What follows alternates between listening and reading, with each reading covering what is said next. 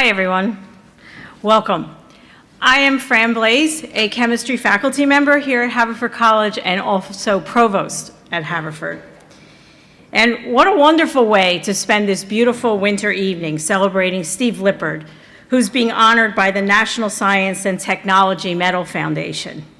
And also to have another esteemed alumnus of Haverford College, Ted Love, lead the program. So I want to take this opportunity to welcome you, welcome the students, my faculty colleagues, alumni, and friends of the college. Some here in this room, and some also not in this room. I understand that this event is being videoed and is on live stream on the web. So to those out there in cyberspace, welcome. I just would like to give you a brief background about Haverford College, who we are, for those who may not be familiar. I understand that many in this room clearly understand what Haverford is about. But we are a liberal arts college. We were founded in 1833 by Quakers, the Society of Friends, and obviously we're right outside of Philadelphia. And even though we are a small liberal arts college, we've had significant impact in the world for many, many years. And that continues to be true, even more so today. And also, we have been known for our sciences. We've always had outstanding science programs. And of course, Steve Lippard here today, the class of 1962, is an exemplar. But I also want to mention that we're much more, actually, than just sciences. As a liberal arts college, we recognize that knowledge is not siloed, and that in order to really be creative, holistic, effective thinkers, we want to think broadly. So there's a lot of interconnection here among the sciences, the arts, the humanities, and the social sciences. So just think about it. Here we are about to hear from two amazing scientists, and we're in a place called Visual Culture, Arts, and Media Building. And that's how it rolls at Haverford College. We believe in that interconnectedness. Another thing that's unique, I think, about Haverford is that we're committed to ethical engagement because of our Quaker founding. And we address and care deeply about issues of social justice. We support diverse backgrounds and perspectives. And our educational mission is to prepare our students for lives of leadership and service in a diverse world. So the list can go on and on about how we are unique, not the least of which is that a black squirrel is our mascot. But a hallmark of a Haverford education is relationship. It's all about the relationships we build here.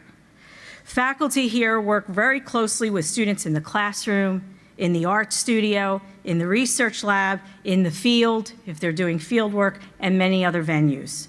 It's that interaction that is so powerful and meaningful and leaves such a lasting impression, not only on the students, but I have to say also the faculty. As a faculty member, I can attest to that.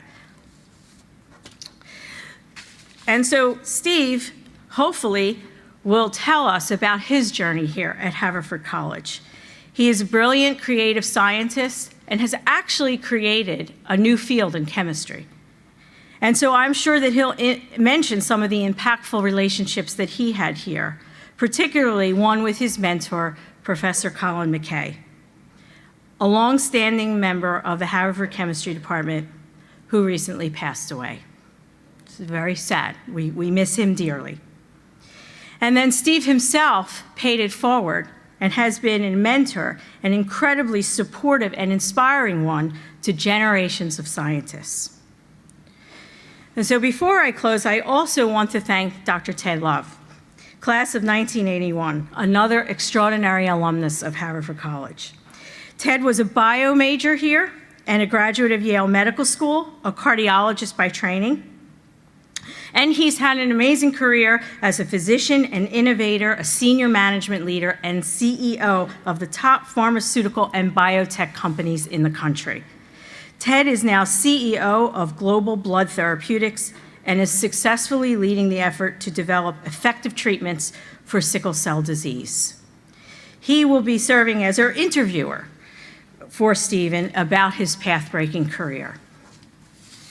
And now finally, I would like to thank the National Science and Technology Medals Foundation, and particularly Andy Rathman Newton, Noonan, who has made this all possible. And so I just want to thank you not only for organizing this wonderful event, but bringing 2 Haverford alums back home. And we look forward to hearing from both of you. Thank you.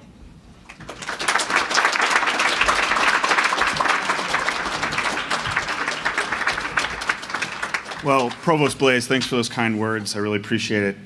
It's great to be here. Thanks, everyone, for coming. What a great turnout. I actually grew up not far from here, about 5 minutes down the road. I also kind of married into the Haverford family. My wife is a grad, an alumnus of the college. So although I didn't attend here, I like to think of myself as possibly part of the family a little bit. So I also want to say hi to everyone tuning in via our live stream. As you all heard, my name is Andy Rathman Noonan. I'm the Executive Director of the National Science and Technology Medals Foundation.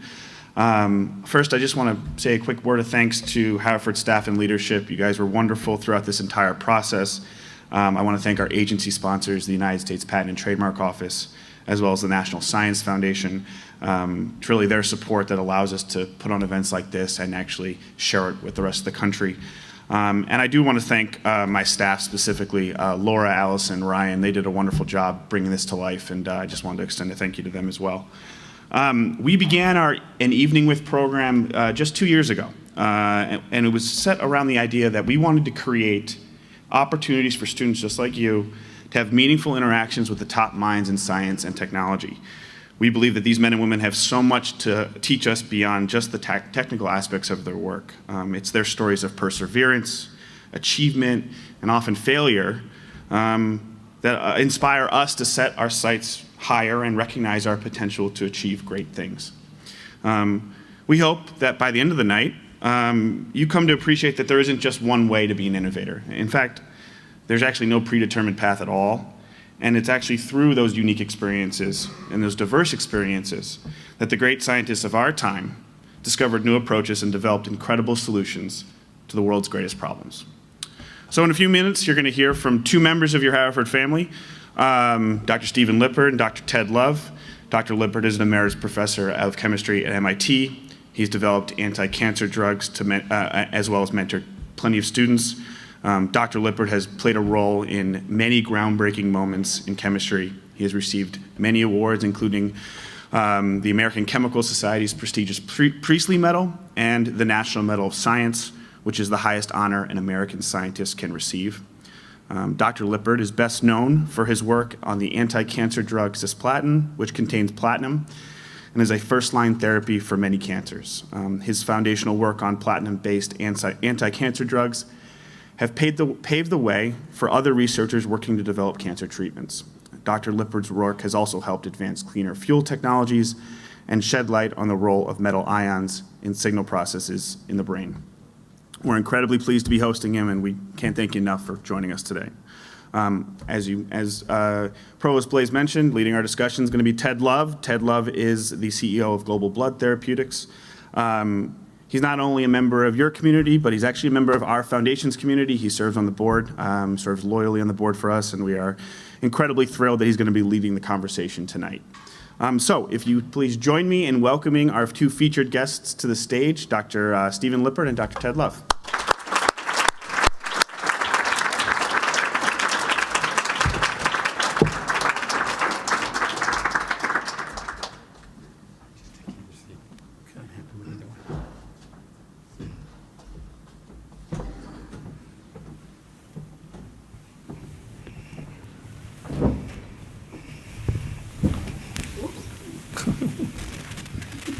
See that?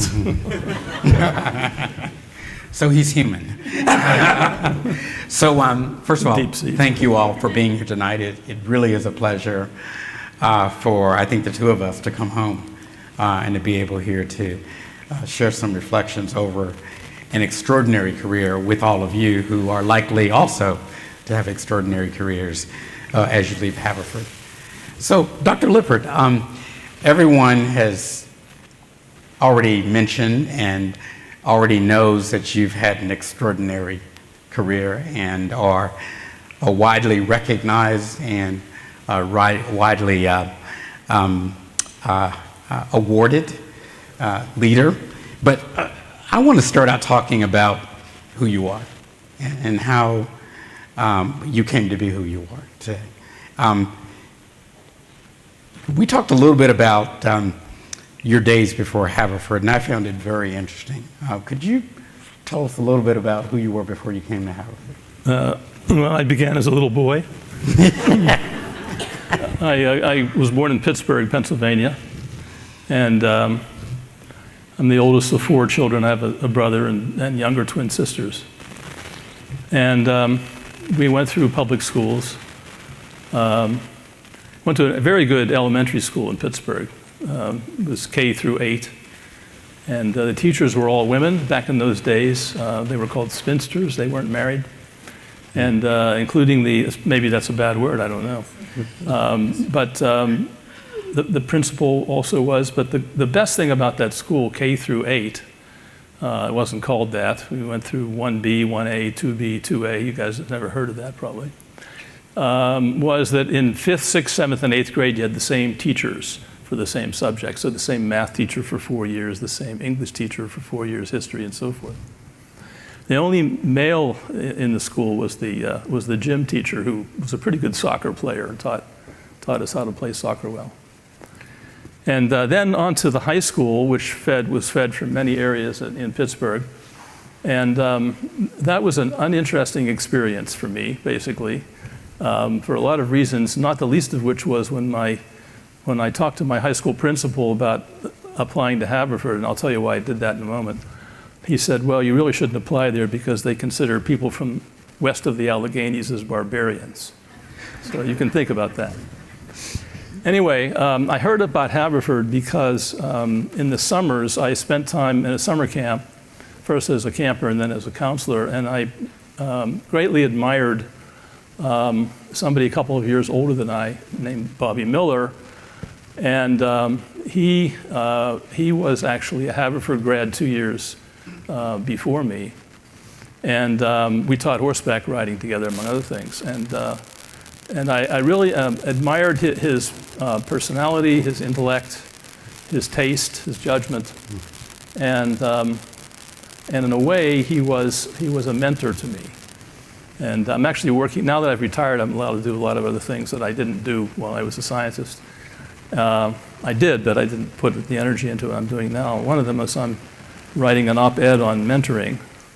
And the theme of it is the best mentoring is self-mentoring. And I think that's something you guys might want to think about yourselves as you decide what it is you want to do in life. Because finding a role model, I don't mean shadowing somebody because that's what you're going to pick a role model, but just think about it tonight before you go to bed. Is there somebody out there that you really would like to be, that you really admire, that you're not jealous of, but you just think so much of them. Anyway, that's how I felt about Bob Miller.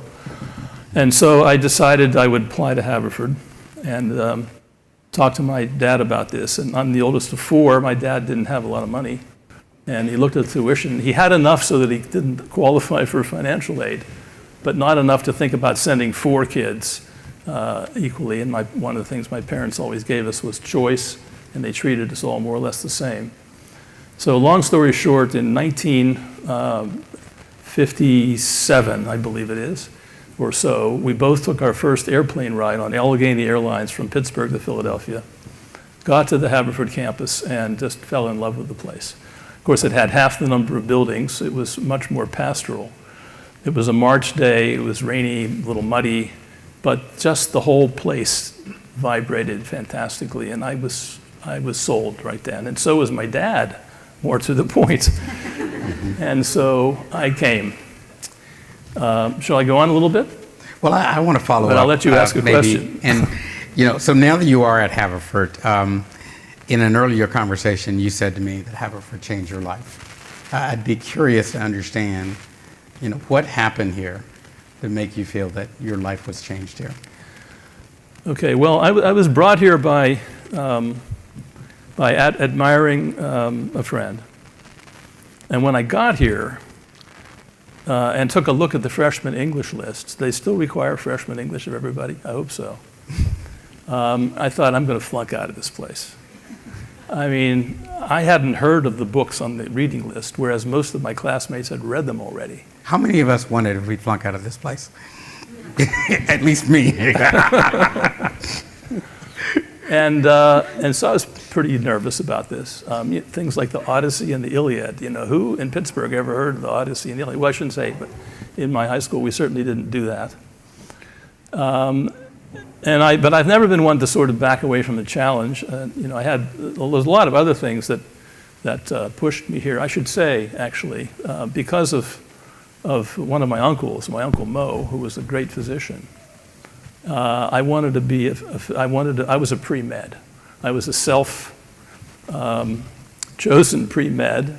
A lot of urging on the part of my parents and their friends for me to go there because of its economic advantages, at least back in those days. But I was interested for some reason in brain surgery. I wanted to be a brain surgeon from a fairly young age. And Haverford wasn't a pre-med school, but they certainly treated the pre-meds well, and people did pretty well getting into medical school from Haverford. So anyway, long story short, it turns out I ended up loving English. I had a fantastic teacher. He carried a Harvard book bag. How many of you know what a Harvard book bag is? Nobody. You know, a couple of people. What color is it? Green, they know, see? So you carry it over they don't do this at Harvard anymore. I lived in Harvard for, I don't know how many years. I lived right down the street in Cambridge. And they carried this book bag around, and this guy was English, and he had a fantastic English accent, smoked cigarettes. Back in those days, everybody did. And he knew so much. He was so thrilling to listen to, this freshman course. And I ended up declaring an English major. I ended up deciding I would be an English major pre-med. And I went along that way, and I took all the courses, starting with Elizabethan, et cetera. And, or even earlier, I'd had a course in Chaucer from Frank Quinn, Wander aprele with the shoda sota, the dracht of marriage at persa to the road. All of this in the Old English from Chaucer. That's Chaucer, if you didn't know that. Looking up words in the library, in the OED, Oxford English Dictionary, and I just loved it. So, it didn't take long. Now, the grades came out at the end of the first year, and I wasn't far off, actually. I had all 90s except for English, where I had an 80.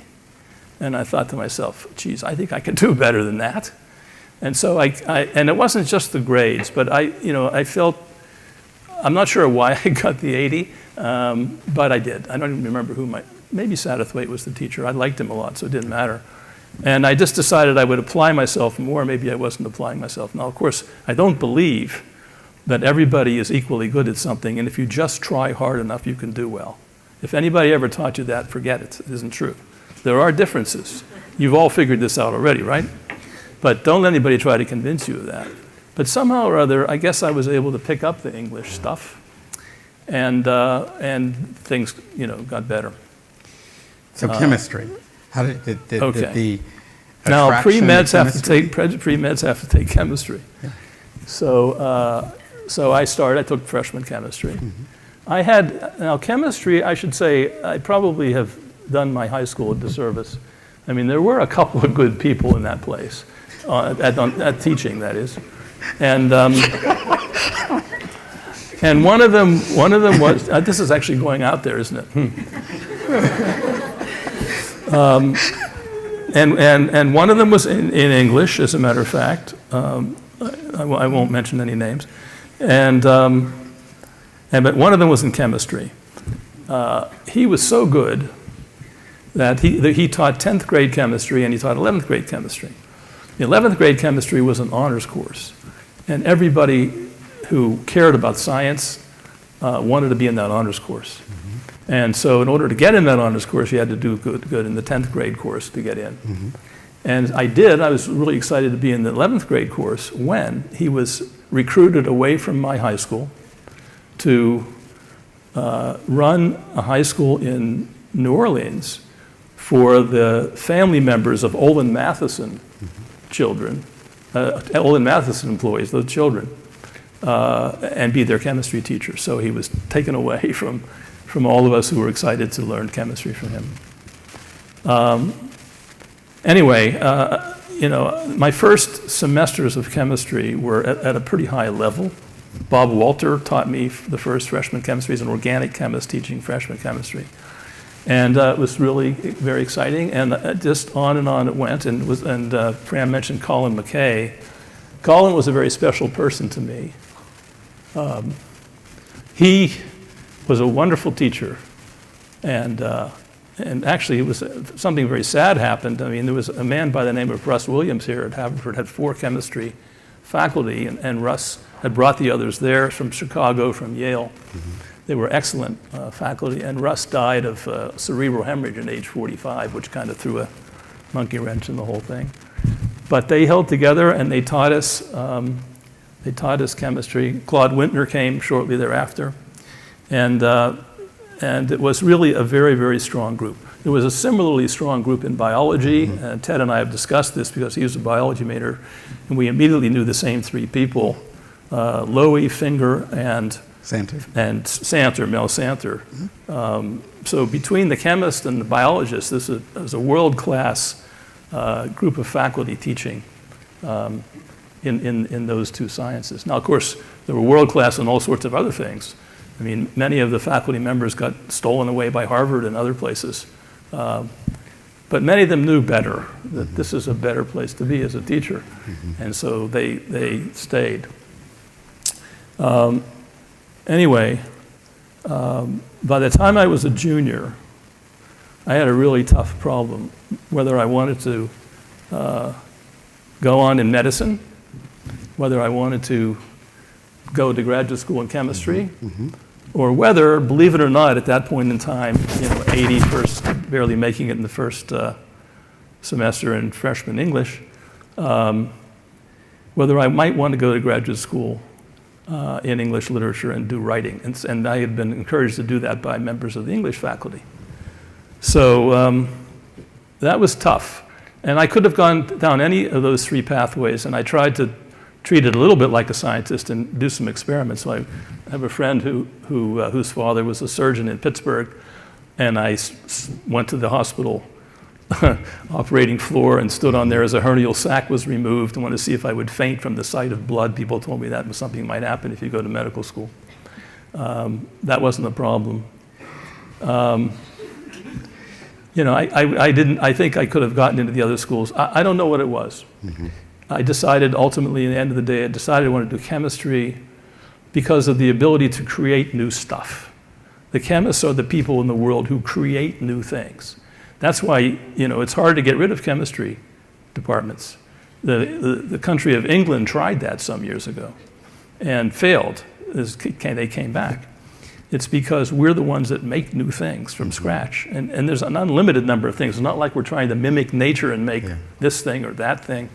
But we make stuff that nobody even dreamt of before. So it's like having art and having the ability in science, and indeed, chemists have 2 sides.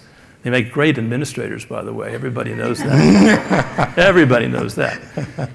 Art side and science side together, the art side and the physical side, the quantitative and the qualitative, matching those 2 parts of the personality, organic chemistry at one side and physical chemistry on the other, is something that is not so easy. Not everybody can do that. Not everybody should be a chemist, obviously. I'm curious. The honor code when I was here was a major really influence on how we lived and in fact, how many of us came here. What was the honor code like when you were here? It was pretty simple. There was one, I'm not sure what it is today, but it was something to the effect that any act, it was the so-called any act clause, that would damage the reputation of the woman guest and or the college was considered to be a violation.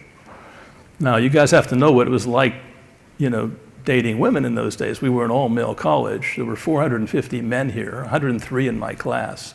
There was Bryn Mawr, 5 miles away. And for people like me, the Lankenau School of Nursing, ladies were wonderful people, nurses. And The concern was if you brought a date to your room, you had to keep the door open. And at Bryn Mawr, there were men who went around at night with these large things they wore around their necks, which were clocks.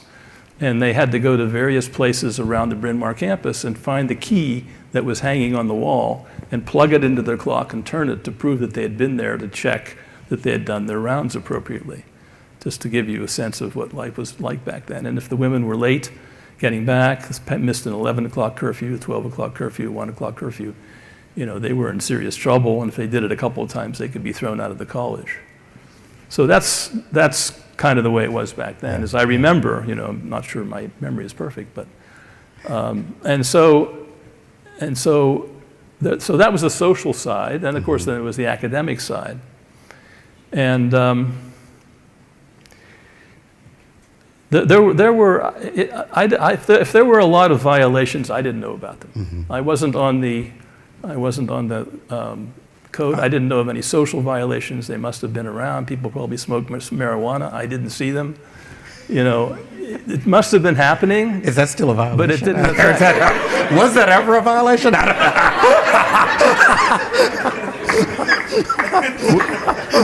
This was the 60s. What can I tell you? It must have happened somewhere. But I guess people like me were considered to be grinds. Okay, we focused almost completely on the academic side and not a lot of the social stuff. I mean, it's not that I didn't interact with my classmates, but I didn't, go up to Wellesley for the weekend or something like that, like many of my classmates did. And so I made up for it in graduate school. I have to tell you that. But I was so thrilled with the academic environment. It was so different from what I had come from. And all the teachers were so good, and the subjects were so interesting. German, I learned to speak German. Then I lived in Germany. I still can speak German fluently from 2 years of Haverford German teaching.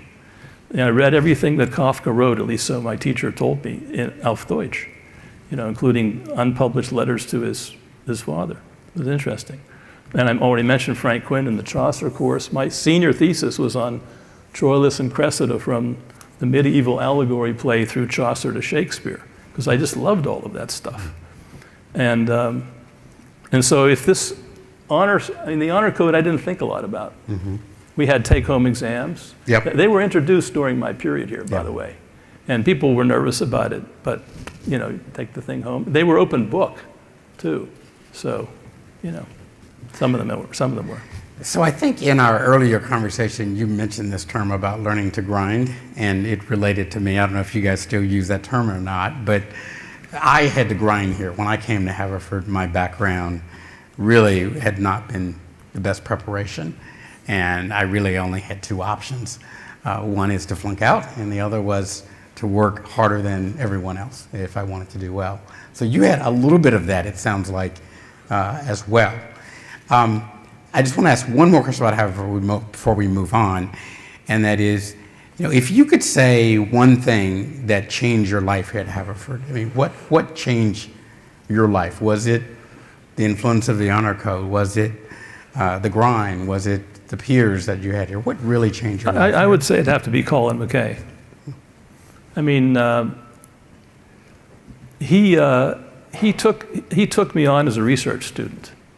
Now, I know, I've had 116 PhDs study under me at MIT and Columbia, and I cannot tell you I did anything publishable as a Haverford undergraduate in terms of research, but I learned what it was all about. I learned that science, had some truths that could be discovered, and I learned it through the teaching. But then, more to the point, he took me in his car on the weekends to Yale, where he did his research, because he needed a piece of apparatus which was only at Yale, the so-called heavy ion accelerator. And we bombarded chemicals, so-called hot atom chemistry, and brought them back here on a GC, gas chromatograph, which we built ourselves. We didn't buy one. And he taught me about how one could do this. And when I was at Yale, I could see the graduate students and what they worked on, interacted with some of them. And I found that to be very exciting. The idea that you could make something that nobody had seen, or an even higher call was you could understand something that maybe people had studied for 100 years and didn't understand, but all of a sudden if you have the right thoughts, or you do the right experiment, or you happen to be watching when it happens in front of you in the lab and not off at a movie somewhere, you would be able to come up with something that was so thrilling and exciting. Colin brought me that, okay? And I have to say that, I think I would attribute it to him, as well, of course, as the overall Haverford environment, but that was the reason.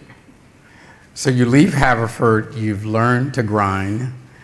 You've been inspired by somebody that I think many of us were inspired by to go into chemistry. Let's talk a little bit about your early career. Even though your career has been extraordinarily successful, I'm sure that it wasn't always easy. So I'd love to spend a little bit of time on your early career and maybe some of the things that didn't go well that the students could hear about. All right, well, where will we start? In graduate school or after I left graduate school? We can go to graduate school because I'm sure that there must have been some struggles there. There certainly were for me. There were struggles there for sure, and there were a lot of smart people around and very competitive people. So MIT is a bit of a competitive place. And I was in the lab of a man who won the first American Chemical Society Award in inorganic chemistry. By the way, I'm an inorganic chemist at heart. My PhD thesis was on the chemistry of the bromo for bromine, renates for rhenium. Those are two elements, by the way, for English majors. And it was a piece of a larger program that my PhD advisor, F. Albert Cotton, was carrying out. He was a great scientist and a wonderful writer, and we were very close friends. I rode horseback. I used to teach horseback riding, this guy I mentioned in this summer camp. And so he had horses on his place outside of Boston. And his wife was pregnant, and so she couldn't ride with him, so I rode with him on the weekends and got to know him quite well. And he rode the hunt course. So I thought I knew how to jump a lot on horses till I rode the hunt course. Then you really know how to jump. And in hunting, horse is just the convenience. It's not the point of the whole thing. It's really a dog lover sport, not a horse lover sport. So anyway, I went through pretty quickly. It's probably too quickly. It wasn't unusual to get a PhD in 3 years back in those days. And then I stayed another year as a postdoc because I thought I needed to learn some more. And then, but I knew I wanted to work at the interface of inorganic chemistry and biology. I was a pre-med. And when I was at MIT, I audited courses in the biology department. And back in those days, biology was a really low-level science, barely a science. And because the great discoveries had yet to be made. Now, of course, it's totally different today, right? Well, it was all about classifying things back then. Naming things, classifying things, and so forth. Not to say that Mendel didn't do great stuff. He did, of course, but the physical, the molecular basis underlying that, molecular biology kind of changed it. Sort of what chemistry brought to biology, or biology picked up through chemistry. And so it was difficult. In fact, I did a lot of X-ray crystallography, a lot. I did several structures. And it took 6 months to a year to do a structure today that you can do in 6 hours. And you read the spots visually, and I used to run the MIT computer on the weekend so that I could get my Fourier transforms done. We used to sort the cards in an IBM card sorter in order to minimize the amount of time it would take to do a single Fourier transform. So it was I think of what I've lived through in the way of transformation in terms of methodologies and instrumentation and so forth. It's unbelievable. But going out on your own is a different type of challenge, okay? And there, you go into a room, nobody tells you what the problem is, you have to create it all. And I was full of ideas. And I started working on 6 or 8 projects at once, which was not a great thing. It took me a long time to make, for anybody to realize I was even out there because I did it that way. But we learned a lot like that.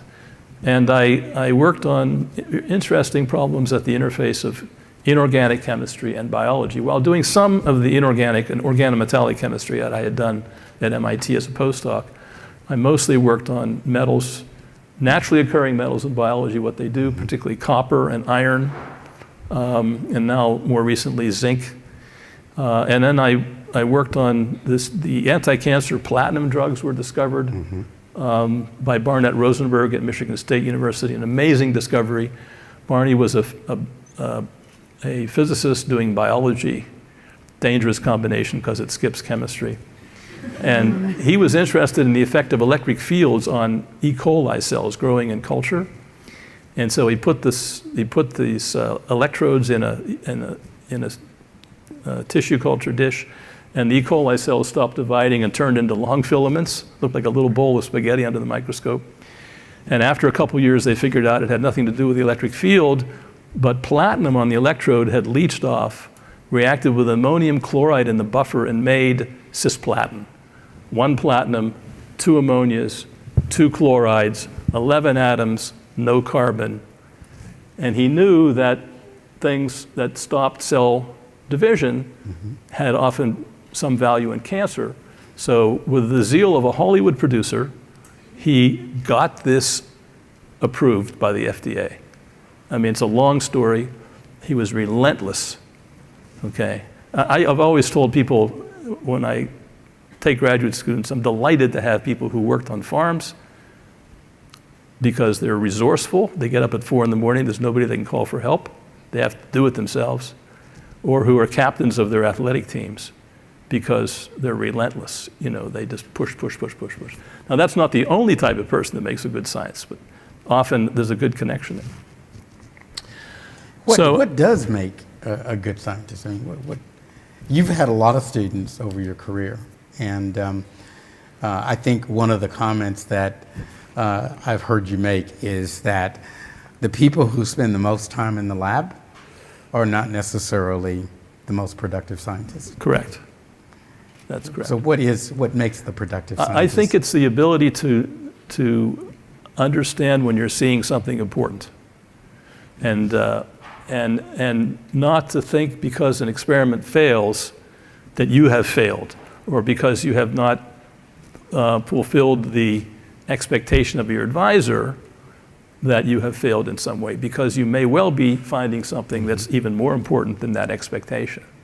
And so it's the people who can see through that and make something out of it. And so many of the discoveries, including many of the most important medical discoveries, are made from complete serendipitous discoveries like cisplatin. I mean, before cisplatin, testicular cancer was the leading cause of death of males aged 20 to 40 and would be today. So there's about 8,000 cases in the US each year, and only about 10 or 12% of the guys survived. After cisplatin, it was a 98% survival rate, and it still is today. So Lance Armstrong. Lance Armstrong, he was the former poster child until he got into problems, and we couldn't pick him anymore. But he did get it, and I've had postdocs whose husbands had testicular cancer. They were treated with cisplatin. I'm sure there's at least one person in this room who either knows somebody, was themselves, et cetera, somebody who has had the testes cancer. Now they don't all get cured. There's a small number that fail. We're hot on the trail of the reason why. Okay, and that's another whole subject. We'll come to your company, Blend, which I think is probably pursuing some of that. You probably know Roy Evangelos, the former chairman and CEO of Merck Pharmaceuticals. I don't know him. I've met him once, I think, but I certainly don't know him. I know who he is. Well, Roy's a mentor of mine, and he tells a great story about wanting to be a chemist. And he pursued chemistry, but at Penn, he was inspired to go in medicine and felt like, well, he says he almost flunked out of medical school the first year, because medical school, kind of as you referred to, is a lot of memorization and he had a terrible memory. How is your memory? Thanks for reminding me. Thanks for reminding me. Well, my memory now is not what it used to be, that is for sure. But you reminded me that one of the reasons I didn't go to medical school is I didn't want to deal with anatomy. Yeah. The thought of a course where I had to memorize the parts of the human body just for the sake of memorizing it didn't do much for me. So there were some, the pluses. It didn't do much for any of us. I probably would have liked it if I'd gotten into it, but that was my preconception. Yeah. So let's talk about you as a teacher. You're a professor. You have a term that you use to describe what a professor is. What's that? I think a professor is short for the professional student. That is, one of the beauties about teaching is what you learn from your students. And I will learn something from the questions you will ask me tonight, and hopefully not from anything that will appear on Twitter from the people watching today. I'm very nervous these days. I don't know anything about Twitter. I don't use it, but I've agreed to let this go out to Facebook, which I also don't use. I use it because I have two beautiful twin granddaughters. This is why I moved to Washington, D.C. Annie and Lucy Lippard. I invite you to look at them on Facebook and their pictures. And that's the only reason I have Facebook. It's intrusive because now in order to sign into things that I like to sign in other ways, I'm almost forced to sign in by Google or Facebook, and I don't like that. So anyway, where were we? You did great. You did fantastic. I do want to ask you another question though about before we move on. In your career, I'd love for you to talk a little bit about, on a level that everyone can understand, what your career has really been about. It's been about the forgotten part of chemistry that is absolutely essential in biology, which is a field we call bioinorganic chemistry. And so I would venture to say that not all, but many of the most important factors in the life process require metal ions. The easiest one that you can explain to your seatmate on an airplane is to have them, show them an arterial part of their body that looks nice and red, or give them, a little bit of flushing, and then a part that looks blue like their veins, and tell them that they're watching the oxygenated versus the deoxygenated form of hemoglobin, which is an iron porphyrin molecule. When the oxygen binds, you have an O2 bound, and it's bound reversibly. And so that's how many organisms deal with respiration. Not all. There's 3 heme proteins, and heme, of course, is a particular organic substance that binds, or chelates, it's called, a metal, chelate from the Greek word for claw. It binds a metal atom in the center. But the other ones are hemerythrin. It's a red heme protein that's in worms, marine worms, which is made of 2 iron atoms, and I worked on that for many years. And we showed, how it binds and why it binds oxygen reversibly, we and others. And we made the first reasonable model for that compound. So along with actually studying the real system, we would make what we call biomimetic systems. That is, we would make small molecule analogs, which we hope would have many of the same features, and that allowed us to explain the features of the large molecule. And then hemocyanin, which is the blood of the lobster and the crayfish and the black widow spider, and it's blue, so it's fun to isolate hemocyanin from lobsters, because then you get it out and then you have to do something with the rest of the lobster. We always thought some culinary aspects of it made it a useful side product to get from the isolation procedure. So, and then the platinum took over a lot of what we worked on. Once Rosenberg showed that, I thought, well, we should be able to help figure out why this occurs. And we worked I mean, I've published hundreds of papers on this and thousands of student hours and postdoc hours. I don't know how many. And undergraduates. I've had countless number of undergraduates. I wish I'd kept track of them the way I kept track of my postdoc and graduate student family. They pop up in all kinds of places now, and I see them, they say, you may not remember, and I don't, that they were in my laboratory, so many years ago. And it's so different from being at Haverford because, MIT, Columbia, those are big places and lots of people come through. So, so that was pretty thrilling to get the structure of cisplatin on DNA, which is the target in the cell, by crystallography, and then to figure out what particular processes of the DNA were affected, transcription and nucleotide excision repair. We worked with Aziz Sanjar, who later won the Nobel for excision repair. That was really wonderful stuff. We did studies. We did things unrelated to cisplatin. I got interested in platinum and DNA because I wanted to sequence DNA in the electron microscope long before the current sequencing methodologies came along, by attaching heavy atoms at specific places and then using the microscope to say, here's a heavy one, here's a heavy one, here's a heavy one. It's all with thymine, and so you know where all the thymines are. And we solved the chemistry, but the microscopy never made it. And then finally, the last part of what I worked on is what I call metalloneurochemistry. We coined that word in 1999, 2000. And I had two reasons for wanting to do that.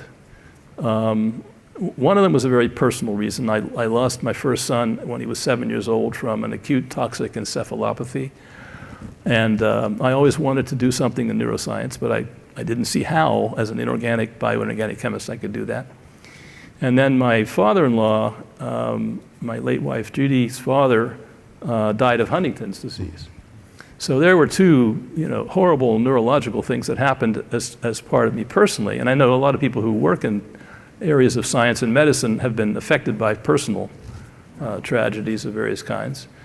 And so by about 2000, I thought to myself, I turned 60 then, so you can figure out what my age is, that at that point, I thought, I better get moving because there's not all that many years. Even my friends working on aging, I wasn't completely sure that they would be able to fix it so that I could stick around longer than I had planned to.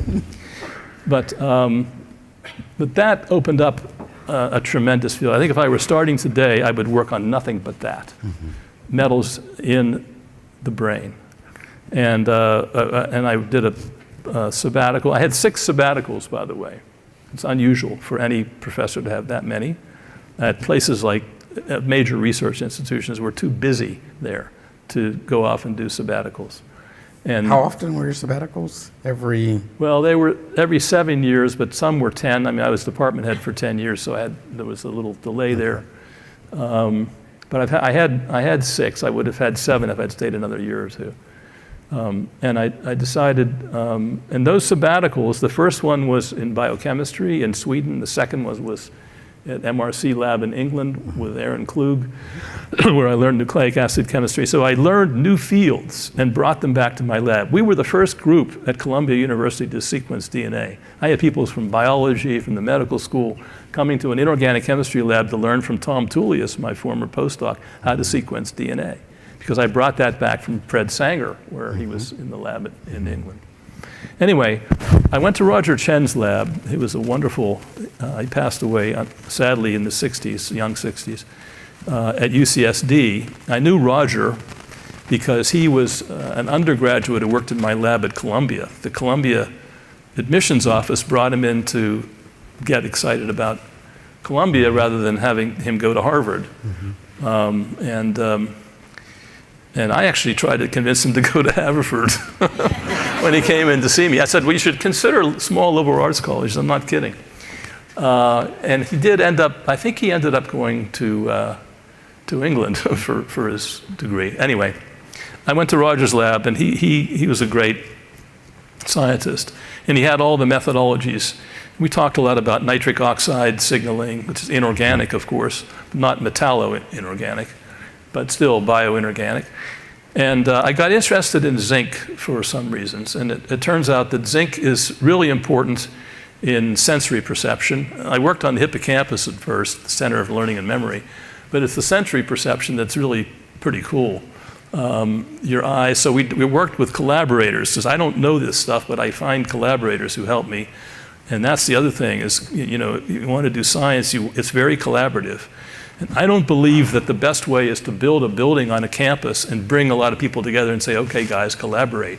I think you have to have a lot of Lone Ranger scientists out there with their eyes open, making discoveries, and then saying, I need to find the person who can do this, and then find them anywhere in the world and go there, send somebody there, or bring them to you, or bring somebody from their lab to you, so you can learn that way, rather than, it's more artificial the other way.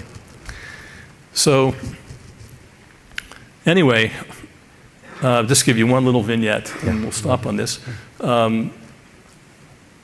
Probably the most interesting thing was olfaction. We haven't published this yet. But the olfactory bulb, so odors are interesting, right? And very chemical. And so the olfactory bulb is here in the brain, and then you have a certain number of receptors. And we built fluorescent sensors that allowed us to see zinc specifically. So when zinc comes inside the cell, and the reason we did this was, in neurons, you have a presynaptic neuron and a postsynaptic neuron. They meet at something called the synapse. And the presynaptic neuron has in it these little vesicles, these small little bags of chemicals, with a universal transmitter, which is what? Glutamate.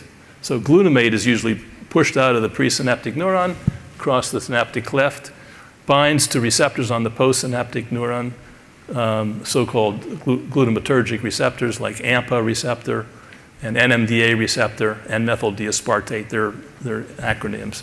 And acronyms are terrible in this field. But the zinc, there are little bags of zinc, millimolar concentrations that get released, and for 50 years, nobody knew what they did. And they added chelators like EDTA and so forth, but they didn't catch it. So we invented a fast chelator that worked 1,000 times faster than EDTA, and then we could see everything with a collaboration of a fellow at Duke. Yeah. And we could see that what the zinc was doing was tuning down the receptor. That is, it was keeping it from being over responsive. Mm-hmm. And in the olfactory bulb, we could actually see this by putting an odorant on the nose and watching specific places in the bulb light up in response to different odorants. And the same thing for all the mice, over and over and over again. So we built maps of where every odorant we could think of is causing these things to light up. And now this is basically a blueprint for going in and understanding and investigating and understanding the underlying chemistry. That's what I'd work on if I were 25 years old right now. I want to ask one last question, then we're going to open it up. But no one ever. Just let me finish one thing, Ted. Oh, sorry.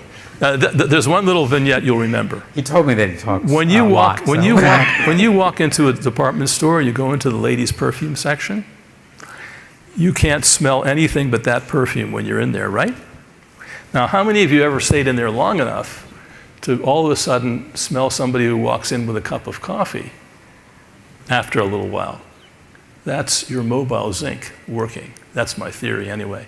It's reversing and blocking the overstimulation of the postsynaptic neurons that are taking the signals in. Okay. And the thing that goes in, by the way, is calcium. So there's a whole other bioinorganic thing. Calcium is what's going into the postsynaptic neuron it's opening calcium channels. And that's what causes all this stuff to occur. Yeah. You really do sound like a biologist as well as a chemist. Okay. All those sabbaticals.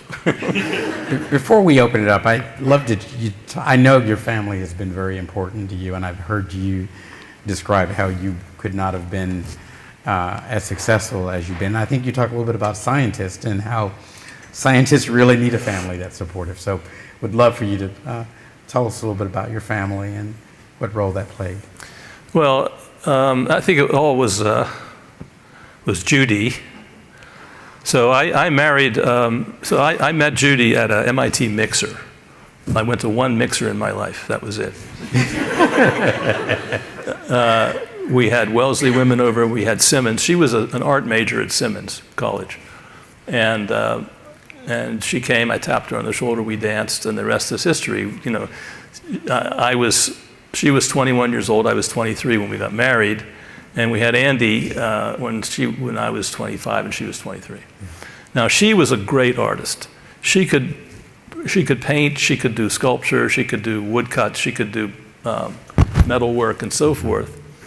And I really wanted her to have her own independent career, and was perfectly willing and happy to get in and dig in. And I was in the kitchen for a while till she threw me out so she could control the menu.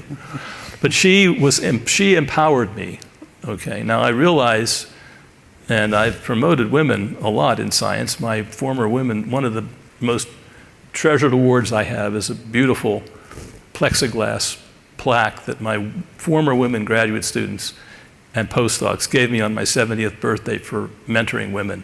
I have many of my former women graduates are out there in academics and industry and government in this country and abroad.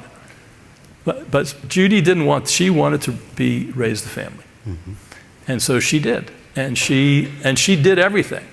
I have a good friend in San Diego, and we're talking to him on the phone today, and he said, what are you doing? I said, I'm doing all the things that Marsha's doing for you. You know, I'm doing laundry, I'm cooking, etc.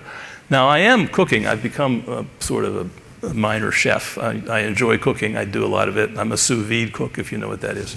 You can ask me about it later. So, you know, that's kind of an answer to the question. I think there's a microphone out there somewhere. Is there? Are there any questions that the students would like to ask Dr. Lippard? Or anyone? Faculty? Staff? I hope we've left time, as I do talk a lot. There we are. Hello, my name is Daniela. I'm a biochemistry major at Bryn Mawr College. I was just wondering, you mentioned the role of zinc in signal transduction. And I was wondering, did you guys find the zinc in the synaptic cleft, or like the presynaptic neuron or the postsynaptic neuron, or does it just travel? Well, all of the above. It's loaded into the presynaptic neuron. And with fluorescent sensors that respond to the zinc, you can actually see it being loaded. So it comes down the spine, you know, eventually down the axon and into the terminus. And then you can see it go into the postsynaptic, but of course, once it gets released, it gets diluted in concentration, so it's harder to see it as the concentration gets weaker. And then it binds to the receptor, does not enter on the postsynaptic neuron. There are now crystal structures of zinc bound to the N-methyl diaspartate receptor. And what it does is it closes down the calcium channel, and it blocks the calcium from getting in. And the calcium getting into the channel is the thing, when it gets into the postsynaptic cell, it turns on a whole bunch of chemical reactions, like producing nitric oxide, for example, which goes back to the presynaptic and turns off glutamate production. So the whole process of communication between the incoming nerve and the outgoing one, you know, is controlled by metal ions. But we know the concentration is roughly nanomolar, but we don't know the full range at any specific time yet. Thanks. I'm pretty loud, but I'll try with this as well. Maybe too loud. You've been a witness to science from, you know, you're talking about the computers with the IBM cards, and you've seen science over 4 or 5 decades. Is there anything that you would warn us about and say, be careful of the way science is handled now rather than 30 years ago? Either you would say, be careful of maybe industry, how it now handles things, or maybe the patent system, or government, or just, you know, breaking paradigms in science.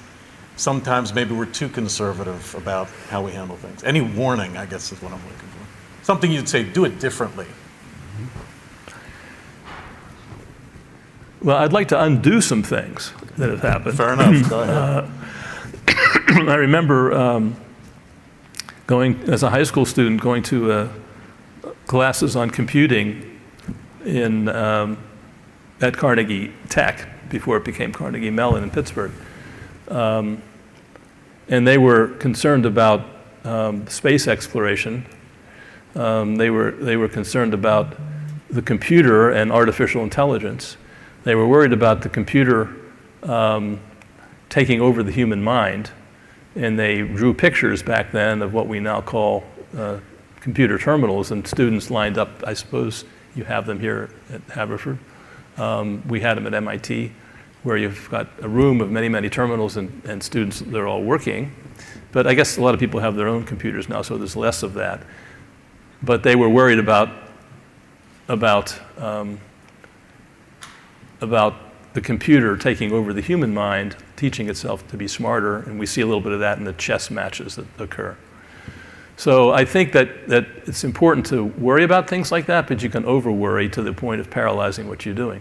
The initial space shots that came back from space exploration were in response to concerns that people had about microorganisms growing on the moon or other places that would be that would like to have a particular nutrient which was in short or no supply over there, like silicon dioxide. And if it came back to the Earth, you'd have an abundance of sand around. And so they had all the initial space shots were landing in the ocean and not on land, so they could then test to make sure that there wasn't some sort of new microorganism that came out. I think the problems now that have become really bad are the regulatory problems that are strangling the way in which we do things. It's killing the medical industries. You take a look at how much computer work that the nursing staff and the other staff in hospitals and doctors' offices have to do before they can see the next patient. That's very costly and very time-consuming, and I don't know whether it's all worth doing. The same thing with the reporting clauses in the universities that we see. More and more and more administrators. I mean, I used to write for the MIT faculty newsletter, and we publish charts of the growth of various forms of parts of the university. The students were going up like this, and fortunately the women here were going like this, while the men weren't, so this is great that Haverford became co-ed. The one curve that went up like that was what part of the university do you think? The administration. So the administration is going up like that, and all of us who teach and do research and so forth were more or less staying the same. And a lot of that is because of the external regulations that are occurring. Chemical industry has given up research for all intents and purposes. I mean, DuPont was the Harvard of the chemical world when I was coming out of graduate school. I had an offer from there. I was seriously going to DuPont. So was Carnegie Mellon, or Mellon Institute. So was Shell Oil in Emeryville, California. Absolutely first-rate research was being done in places like that, completely gone from chemical industry. So it's all, and you end up with paralysis of the kind we have in my hometown now. Why did DuPont give it up, so to speak? Or why did any of them give it up? It's expensive, and the only way that middle managers could grow quickly, probably all due to Harvard Business School, was to be innovative, and the only way they could be innovative was to change what was being done, and so the patience that it takes to do long-term research disappeared. And probably the one thing I didn't mention in answer to one of your earlier questions, Ted, is patience. Patience is so important. I remember thinking about science. I went into Carnegie Tech and just walked in one day from Pittsburgh when I was a high school student and found a laboratory. There was one guy in there working on the weekend. And I said, well, what's it like to be a research scientist? And Colin showed me what it's really like. And he said, oh, it's terrible. He said, you got to wait forever, nothing happens. I just don't have patience for this. Patience, So I've worked on a few things. If you track the career, look at the number of years that it took, the number of person years that it took to get from A to B. Yeah. The granting system, when I was leaving academic medicine, there was increasing frustration with the very low rate of NIH, funding of grants. Was that something that you think we should be reconsidering how we're doing it? Absolutely not. I think it's the greatest thing in the world. I think that the best work should be funded with a certain degree of blue sky stuff being funded, but you don't want the acceptance rate to be 30%. What happens when it's 30%, I've spent a lot of time on NIH committees. I was the chair of the study sections. It's hard work to read grants. And it's up to the chair of the study sections to make sure that the people on the panels read those grants. And we did in the early days. I mean, I read every grant, not just the ones I was assigned to review. And then, there was a time when there was extra money that came along for some reason. And people were putting in proposals like, well, I'm going to take the sap that comes when the bark is removed from a tree to make a telephone pole, and I'm going to put it through a gas chromatograph and see if there might be some interesting stuff in there. And that thing got funded. So, I don't think that can be allowed to happen. I think we have to keep the best thing about the United States science system is our proposal system, the government agencies. That's why we're the best. In many other countries in Europe, people who rise to a certain level of experience, if you ask somebody who is a well-known professor, highly rewarded and so on, and I heard this from Bill Lipscomb, Nobel Prize winner at Harvard, won a Nobel Prize for his work on boron chemistry. He was interviewed on TV right the day he got his prize, and they said, Professor Lipscomb, what's the most important experiment you ever did? I thought of what I would say, and 1 microsecond later he said exactly the same thing. What do you think he said? I have no idea. My next one. My next one.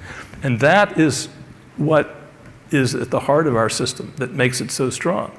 Because even the best, most accomplished scientists are not going to get their grants renewed if their ideas aren't good. The line that we used to use is try to do the last experiment first, which is not necessarily consistent with what you just said. But I think the objective was to try to get to the key issue as quickly as you can. Well, that's where I disagree. I mean, I think it's as quickly as you can is important in industry, but I don't think it needs to be important in academics. And I think we need to preserve that because industry has gotten rid of that. And that's exactly why these things disappeared from DuPont. Because the middle managers to get promoted had to do it quickly. And they lost the patience that it took to do research. In industry, speed is vital. Success rate is vital, but you've got to get there very quickly. The other thing that you made me think about was, I think I'm forgetting my question now. It's contagious. But I want to be more questions in the audience.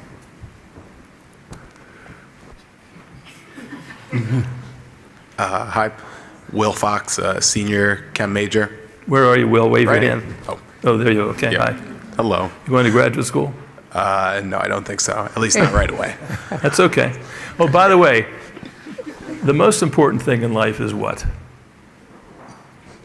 The next thing? Your next question.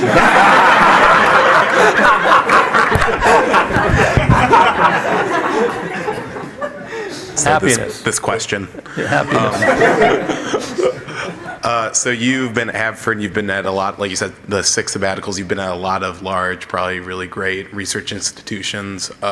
What do you think Haverford, like in your experience, what do you think Haverford can do to keep producing really great undergraduate research students, being a great undergraduate research place and sending students on to the next level at such success? I don't think Haverford should do anything in that regard. I think it will happen itself as long as you can keep the standards up in the people you bring in, and in the faculty who teach here. I think those are the important things, and the rest will work itself out. I mean, chemistry is a subject that's not for everybody. It attracts a certain type of person. I've tried to make that clear, and somebody who can mix the quantitative and qualitative and things like that, and is patient and who has ideas about what is new. But there are similar sets of criteria that you could use for all kinds of things. I mean, who's going to make a good business person? Who's going to make a good artist? Who's going to make a great musician, and so forth? You mentioned collaboration earlier. How important is that, and when do you think students should really start to develop skills of collaboration to be successful? I think it's. I think that if you need to use a certain methodology, you know that you have to get the answer this way. You either go out and buy it somewhere. There may be a commercial situation that allows you to buy it, or you collaborate with somebody in your own environment to teach you, and that often happens in graduate school.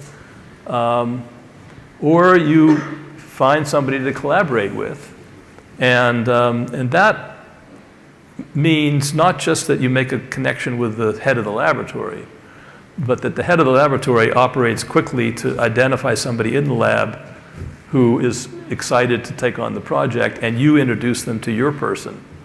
And then even if they're in California and Massachusetts, they can find a way to get together. Better if they're in Boston and Cambridge, which we had a lot of that sort of thing with the Harvard Medical School people. Oh, my microphone has flipped.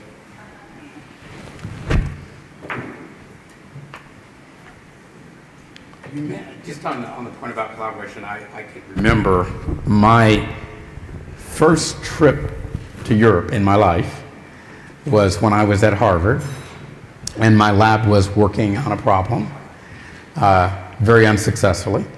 And my mentor, who was a world-renowned cardiologist at Harvard, said to me, "You should find the best person in the world at this problem, and you should go solve this problem in collaboration with him or her." So I ended up going to work with Desiree Klein in Leuven, who discovered tissue plasminogen activator, which became a very important, and is a very important drug in treating heart attacks and strokes. So collaboration, for me, has been very important, and in fact, I think it's often what brings out the best in all of us, because it's that energy of interacting. And I think it starts here, quite frankly, with the students at Haverford.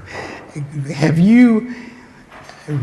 you think the environments that you've been in, you mentioned MIT, the rigor, do you think that's been really a key driver of your success? Just being around people that are really smart, that you can learn from, but who also push you? Definitely, I think that's certainly a big aspect to it, and so like attracts like. I think many of you, if you think back to what made you come to Haverford, my guess is your visit to the campus had something to do with it, and my guess is it was the people you met on the visit here that had something to do with it, and so that's like attracting like, right? And so. The top institutions in chemistry at the graduate level, there's often a thought, some of it fueled by politicians who want their state to have as much money as Massachusetts. They wonder why is it that Massachusetts is getting all the money? Well, it's because they have the institutions that have attracted the best people, and so there's a movement. I wouldn't say that it's organized in any way, but it just so happens that people feel, well, those guys at Harvard, those guys at MIT, they don't need the money. They've got plenty of money. That's just not true, because there's just so much going on. And so we have to protect the really gem institutions. I don't think we should overprotect them by funding the work that isn't worthy. I remember being on a study section where we had to ultimately turn down a very, very distinguished senior scientist from one of the top 5 chemistry departments, just because and it was like the third time around. And nobody felt good about it, but we had to uphold the rigor of the science and the thoughts behind it.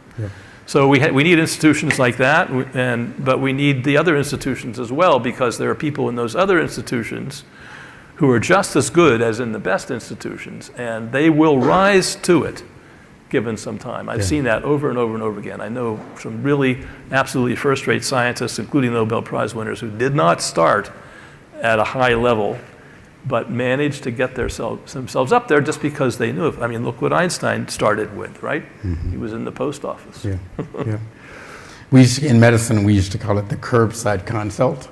It was really extraordinary to be at Mass General around so many brilliantly trained people and have a patient with an issue, and you could just turn to one of your colleagues and get a consult. And quite frankly, that contributed to a lot of my learning, and I suspect that contributed to a lot of your learning. Yeah, definitely, definitely. Yeah. More questions? Hi, I'm Cecilia, a senior chemistry major, and I'm wondering when you were college age or graduate school age, what kind of goals you had for yourself? Did you think, oh, I want to be able to make this kind of discovery, or I want to be able to start this, or were you just focused on the research at hand and trying to do research at that point? More of the former than the latter. My own PhD advisor was in the latter category. Now, he could afford to be, because everybody who in the lab was absolutely brilliant. And so he would say, well, we'll just keep working, and whatever comes up, comes up. You know, and then he would publish great stuff after great stuff. When I started, and I basically, and my particular project as a graduate student, I didn't think was especially exciting, but I knew I would learn from it. So I didn't say, oh, I would rather have something else. I decided I would do it because there was a lot of methodologies I needed to learn, and it brought me the opportunity to do that. And I did discover some pretty cool things, but they weren't, you know, they weren't earth-shattering. On the other hand, when I got out on my own, I had what I thought were earth-shattering ideas. And so we began working on 6 of them at once. One of them, I learned a lot from my students, professors, a professional student. One of my graduate students came in to me one day and he said, Steve, I won't tell you more about him. I just don't think this project is worth pursuing anymore. And I thought about it, and I thought about it, and I said, you know, you're absolutely right. Here's something else. Now, I don't often do that very often, but you know, he was so bright and he was so right that I decided, you know, this had to be changed. So the ability to stop doing something that you're doing is one of the hardest things to do in science, because you've put a lot of energy in, a lot of time, and then to say that this is not a good avenue to pursue, that's a real talent. Now, you know, I have a colleague at MIT, I won't mention who he is, because he might be watching, or she, who is brilliant at it. And this person is a brilliant synthetic chemist, because you have to be able to know when it's time to pull the plug and do something else. Now, that's a talent. I don't know whether you can learn that. Because if you can learn patience, then you can learn that. Okay? If you can learn, it's not a matter of impatience, it's a matter of waiting long enough to know and then say, okay, I've been patient enough, now I'm off to what I think will be a better project or a better way to do things. So you have failed at projects and decided that move on. Absolutely, yeah. It's a big problem in industry, by the way, that people have a hard time killing a project. And you probably know in our industry, the odds of success are probably in the 5 to 8% range. So the vast majority of things that we do are not going to work. And it becomes an issue of how much money you're going to spend before you decide to move on. And Andy's grandfather knew all about this and actually taught me a lot about it at Amgen. Well, if I may, just along that line, I consulted for many years with a chemical company in Delaware. And I had a friend there who was my main contact. And they were constantly making catalysts that would work better than the best catalysts they had out in the field there, converting petroleum products into useful products. And they would get it to the level where inside the company they could work it to a bench level reactors. Maybe you get a flow through from the big refinery out there in the backyard. But then to go build a pilot plant out in Oklahoma somewhere would cost so much more. And they would give it to the engineers, and the engineers would tweak the valves and tweak the pressures and so forth of the one out in the field in Oklahoma or whatever, and beat the new advance in the chemical laboratory, which could never get to that point. So then that person would have to go to another manager to find a way to promote a different project they wanted to work on, and so forth and so on. They managed to, he was a very clever guy. He was able to do this for, I don't know, decades. And I would consult on these different projects. But somehow or other, it seems like that's not how it should be. Yeah, no. Not sure how to fix it. Agreed.